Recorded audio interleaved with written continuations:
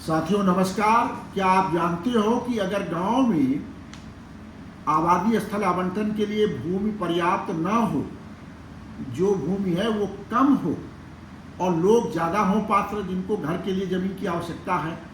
अगर पात्र लोग ज़्यादा हैं ज़मीन कम है तो काफ़ी लोग पात्र बच जाएंगे।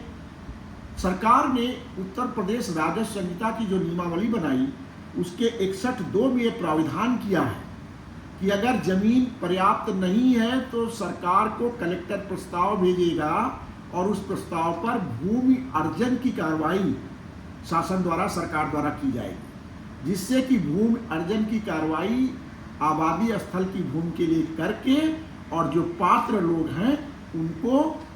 जो पात्रता दी गई है उसके अनुसार आवास स्थल के लिए आवासीय पट्टे दिए जा सके, जिससे वो घर बना सके।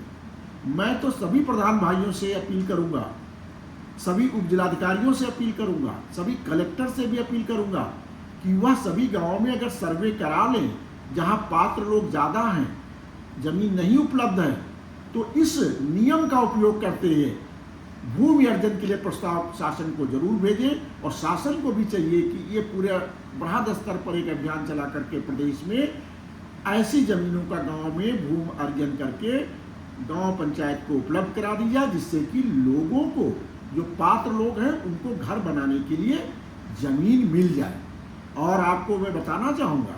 जब मैं कलेक्टर जौनपुर था उस समय हमारे बहुत सारे मुसहर परिवार ऐसे थे जिनके पास अपनी जमीन नहीं थी और उनको जमीन हमने उपलब्ध कराई, पट्टा दिलाकर आवासीय पट्टा दिलाया और एक कॉलोनी अलग से बसा दी, जिसका वीडियो आप अभी देखेंगे कि इस तरह की कॉलोनी बसा दी जिसमें उनके घर बन गए, सड़क भी बन गई, पार्क भी बन गया, स्ट्रीट लाइट भी लग गई और हर घर के सामने टोटी भी लग गई, शौचालय की व्यवस्था हो गई। तो इस तरह हम एक जगह पर जमीन को ले करके, अगर गांव पंचायत की उपलब्ध है तो ठीक है, नहीं तो अर्जन करके भूमि की व्यवस्था करके लोगों को, पात्र लोगों को आवंटित करके कॉलोनी के रूप में, एक सुंदर कॉलोनी के रूप में, जैसे शहरों में कॉलोनी होती,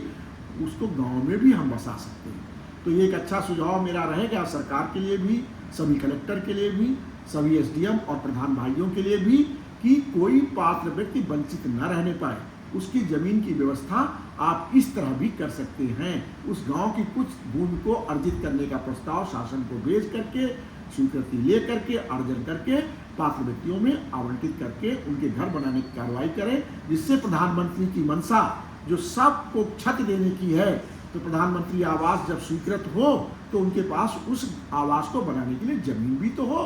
क्योंकि परिवार बड़े हो रहे हैं और घर अब उनके रहने के लिए नहीं है। तो विस्तार जैसे जैसे परिवार का हो रहा, तो लोगों को घर चाहिए और घर के लिए जमीन चाहिए। इस तरह आप जमीन उपलब्ध करा सकते हैं। बहुत बहुत धन्यवाद। मैं इसी तरह की छोटी छोटी जानकारियां कानून के संबंध में आपको देता रहूंगा। मेरे चैनल से जुड़े रहिए। आप सबको जरूर कुछ न कुछ इन सब बातों से फायदा होगा, कानूनी जानकारी होगी तो अपने गांव का विकास आप अच्छे ढंग से करने में सक्षम भी होंगे। बहुत बहुत धन्यवाद।